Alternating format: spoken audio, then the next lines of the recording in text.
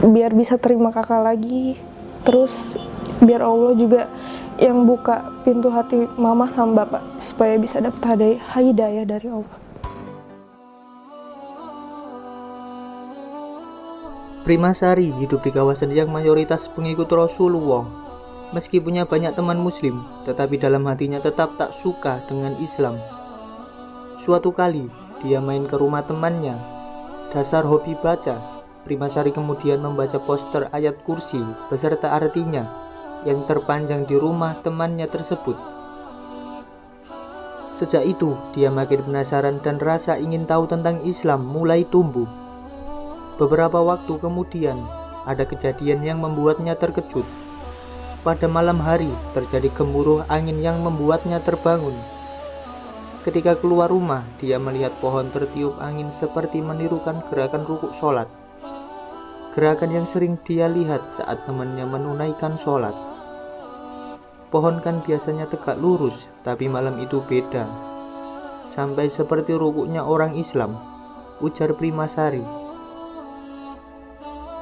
Tapi saat itu, keinginan masuk Islam belum ada di benak anak pertama dari 5 bersaudara tersebut. Hingga pada suatu waktu, dia membaca buku agama Islam dan terdapat surat Al-Ikhlas yang membuat hatinya bergerak ketika membaca terjemahan ayat ketiga. Ayat ketiga itu yang membuat aku percaya bahwa Dia Tuhan, tiada beranak dan tidak pula diperanakkan.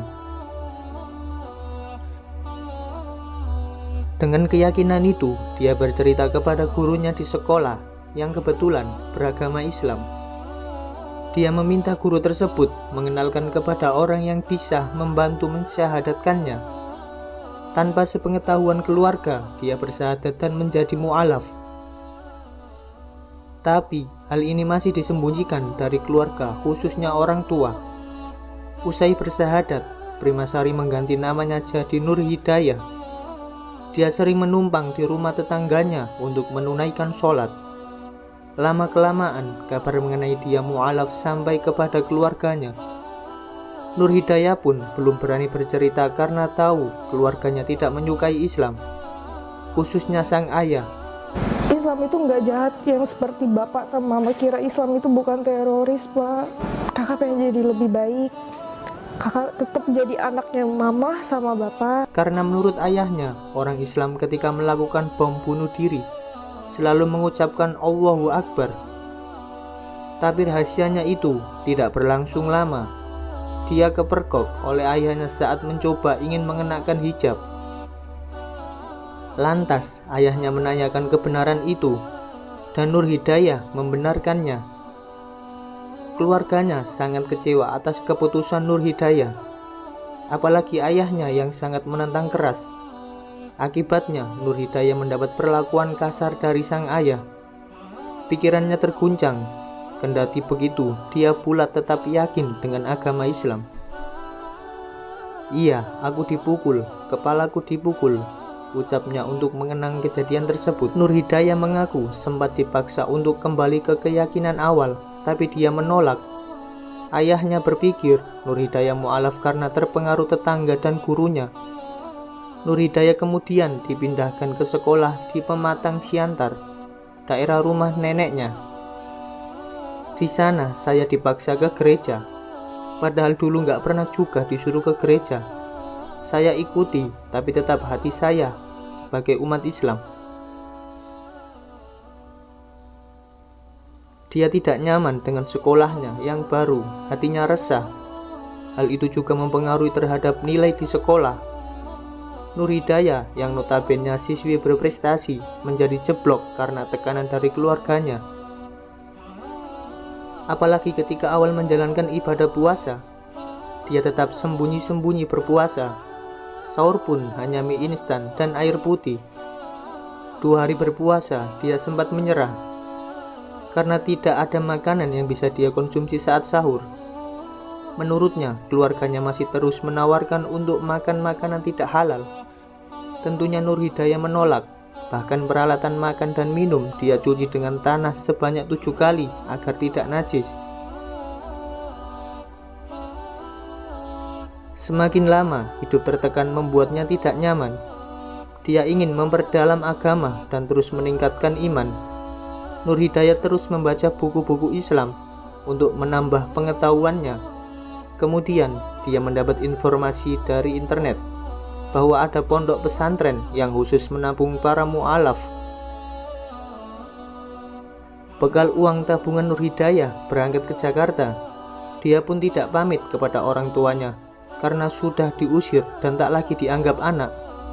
Tapi dalam hatinya, dia berjanji suatu saat akan tetap pulang ke rumahnya, baik diterima ataupun tidak. Dia tak ingin memutuskan tali silaturahmi karena Islam mengajarkan harus tetap menjaga silaturahmi. Saya akan membuktikan kepada Bapak kalau Islam memerintahkan untuk tetap menjaga silaturahmi, ujarnya. Selama 2 tahun di pondok, dia pun jauh merasakan kedamaian dan kasih sayang sesama mu'alaf. Ilmu agama dan keimanannya semakin bertambah. Kendati masih ada satu hal yang masih membebani pikirannya, yakni soal mencium Hajar Aswad. Saya masih bertanya-tanya kenapa Hajar Aswad itu harus dicium. Saya bertanya ke setiap orang dan ustadz, tapi jawabannya masih belum masuk akal. Mungkin saya harus menyaksikan langsung, makanya saya ingin sekali pergi umroh, biar bisa merasakan langsung, ujar Nur Hidayah. Setelah saya harus menjadi seorang mu'alaf, kehidupan saya berubah 100%. Jadi di situ saya mulai belajar sholat, terus saya pelan-pelan belajar mengenal tulisan-tulisan Arab yang sebelumnya saya tidak mengenal sama sekali, tidak bisa membaca sama sekali tulisan Arab. Sampai detik ini saya masih proses belajar. Perbedaan sebelum dan sesudah saya menjadi mu'alaf itu sangat jauh beda. Jadi di mana ketika saya merasa banyak masalah, saya lari ke sholat. Alhamdulillah setelah saya menjadi mu'alaf, memang faktor yang bikin sedih itu adalah di keluarga, karena di keluarga saya sama sekali 100% itu non muslim. Jadi benturan semua, ocehan, caci maki semua saya dapatkan dari keluarga. Dari situ saya dibilang anak durhaka, anak tidak tahu diri, anak tidak tahu diuntung, sampai pada akhirnya saya diusir dari rumah. Di situ saya mencoba untuk tetap bertahan hidup. Terus alhamdulillah saya juga sudah mendapatkan kerjaan yang baik, dan saya sekarang hidup sendiri. Saya hidup sendiri sebatang kara. Jadi tidak ada keluarga yang mau, sampai detik ini tidak ada keluarga yang mau menanyakan kabar saya, keberadaan saya itu tidak ada. Dan sampai saat ini ya cuman teman-teman saya saja yang support saya sampai pada detik ini.